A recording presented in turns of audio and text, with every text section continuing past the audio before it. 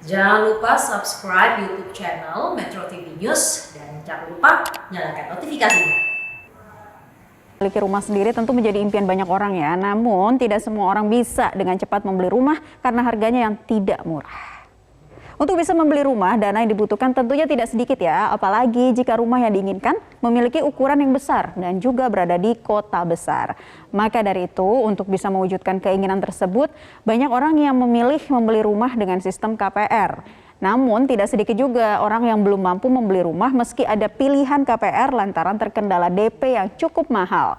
Nah, untuk itu berbagai kesiapan finansial harus dilakukan agar keinginan memiliki rumah impian bisa segera terwujud sesuai dengan harapan.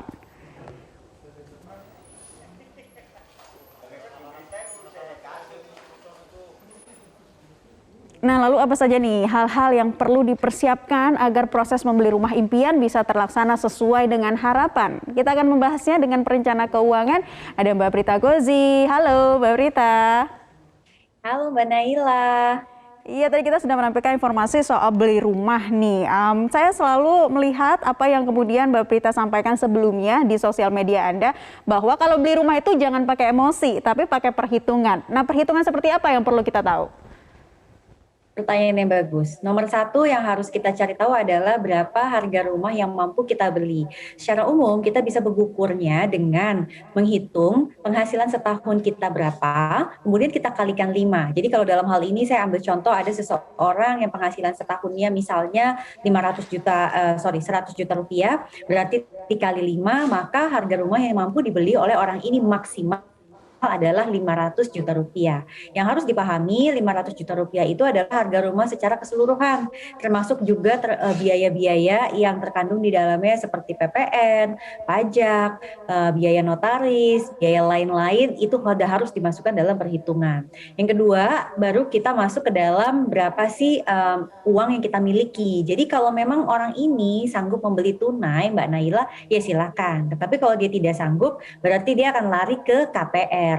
Nah, pada saat memilih KPR harus sesuai dengan kemampuan finansial dan memang mampu dibayarkan hingga lunas. Dan yang paling terakhir, pada saat kita memang sudah berencana untuk memiliki rumah tinggal sendiri, pastikan bahwa kita harus mengatur ulang anggaran rumah tangga kita karena pastinya akan berubah dengan adanya rumah yang perlu perawatan.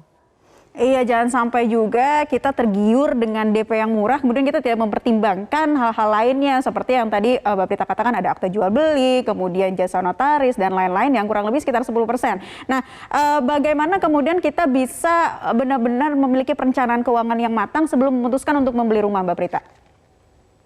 Oke, nomor satu, tetapkan niat. Ini yang paling utama. Jadi bahwa kalau Anda memang masih sendiri, maka Anda niatkan diri sendiri. Tetapi kalau Anda sudah berkeluarga, maka pasangan suami istri ini harus sama-sama saling dukung supaya memang paham ini suatu kesatuan yang perlu banyak perjuangan dan juga istilahnya kayak mengorbankan pengeluaran-pengeluaran yang lain.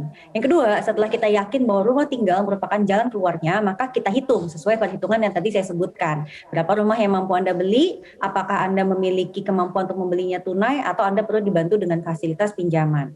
Lalu berikutnya langkah ketiga, kalau memang Anda perlu dibantu oleh fasilitas pinjaman, maka Anda harus memilih fasilitas pinjaman yang sesuai dengan kemampuan finansial Anda. Pahami bahwa semakin kecil uang muka, artinya komitmen untuk pembayaran hingga lunas akan semakin besar, terutama dari segi tambahan biayanya. Semakin besar uang muka di depan, maka artinya biaya-biaya untuk pelunasan ke belakang akan semakin rendah. Maka antara dua pilihan ini harus Anda pertimbangkan matang-matang.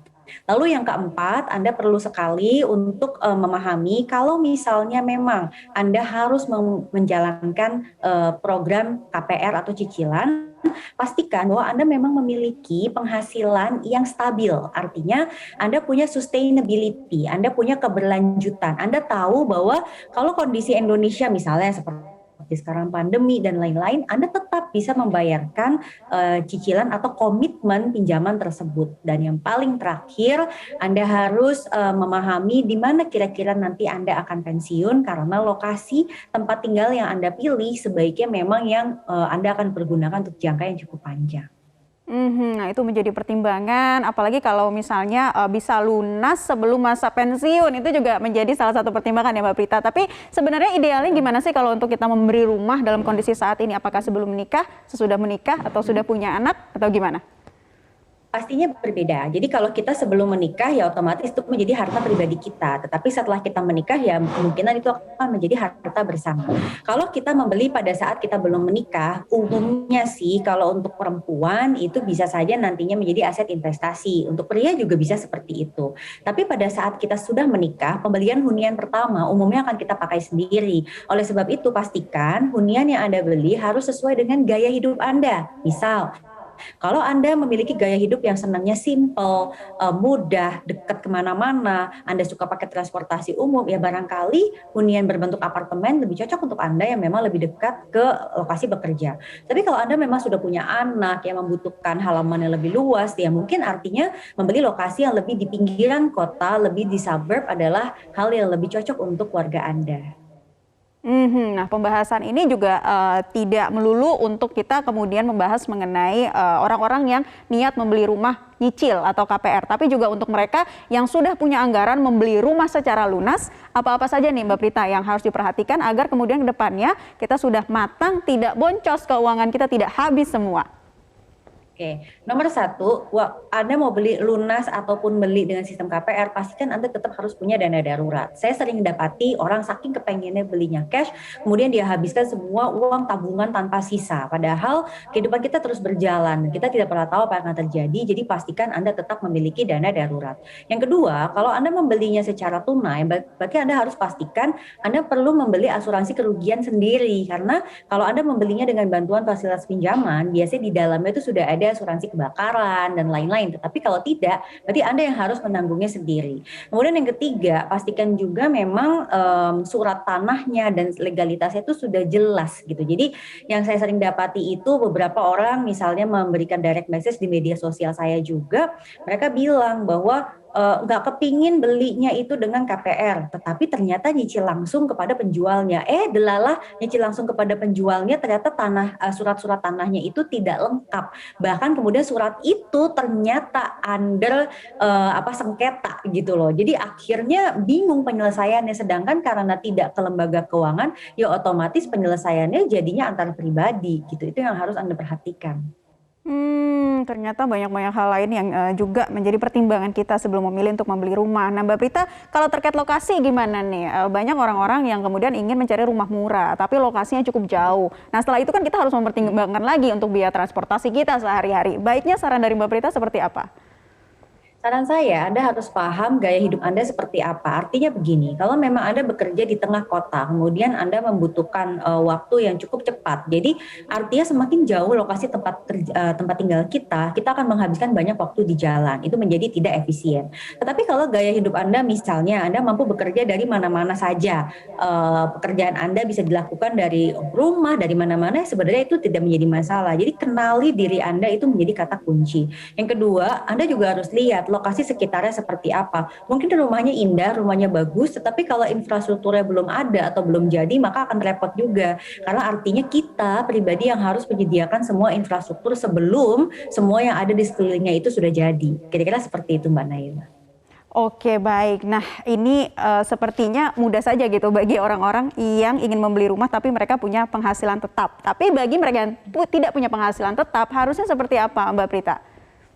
Itu pertanyaan yang bagus Mbak Naila. Jadi untuk teman-teman atau Bapak Ibu pemirsa yang memang tidak memiliki penghasilan yang tetap, kita tetap harus ukur berapa penghasilan setiap bulan yang menjadi target kita. Karena dalam hidup itu pada saat sudah ada komitmen, maka Anda harus berani untuk memasang target. Nah, barangkali target ini juga akan menjadi pemicu bagi Anda untuk bekerja lebih keras dan pahami yang namanya pekerjaan itu bisa membuka keran penghasilan yang lebih banyak. Dan sekarang dengan era teknologi seperti ini, kita bisa bisa membuka keran penghasilan dari banyak tempat. Nah, kuncinya Anda mesti mengenali diri Anda, apa saja sih yang memang bisa kita kerjakan, sehingga kita tidak tergantung pada satu penghasilan. Khusus untuk freelancer, memang agak sedikit sulit mendapatkan pembiayaan dalam bentuk fasilitas pinjaman, karena biasanya akan dilihat berapa banyak uang yang dimiliki saat ini, kekuatan finansialnya, dan sustainability untuk pembayarannya. Oleh sebab itu saran saya, mulai sekarang kalau Anda terima proyek dan lain-lain, pastikan semua harus masuk ke dalam satu rekening bank yang sama, sehingga pergerakannya bisa mudah dimonitor oleh pihak perbankan atau pihak lembaga keuangan, dan mereka tahu bahwa Anda sebetulnya memiliki pekerjaan yang cukup sustain, tetapi fluktuasi dari rupiah per bulannya. Baik, nah terakhir nih Mbak Prita, kita balik lagi ke awal untuk kembali mengingatkan masyarakat nih, terutama para generasi milenial, apa pesan yang ingin Mbak Prita sampaikan kepada mereka bahwa beli rumah itu ada perhitungannya loh, jangan pakai emosi. Silakan.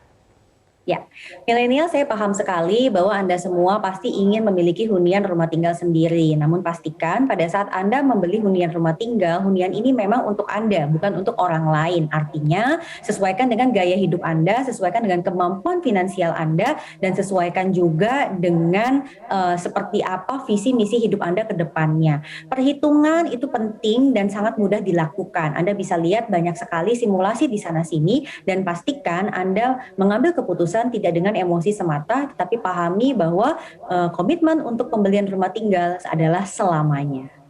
Iya, jadi mau beli sekarang apa nanti, mau beli secara nyicil atau lunas, it's your responsibility ya, tergantung orangnya masing-masing. Yang penting harus punya perhitungan yang jelas. Terima kasih Mbak Prita Gozi, perencana keuangan, sudah kembali lagi bergabung bersama kami di Newsline kali ini. Salam sehat selalu Mbak Prita.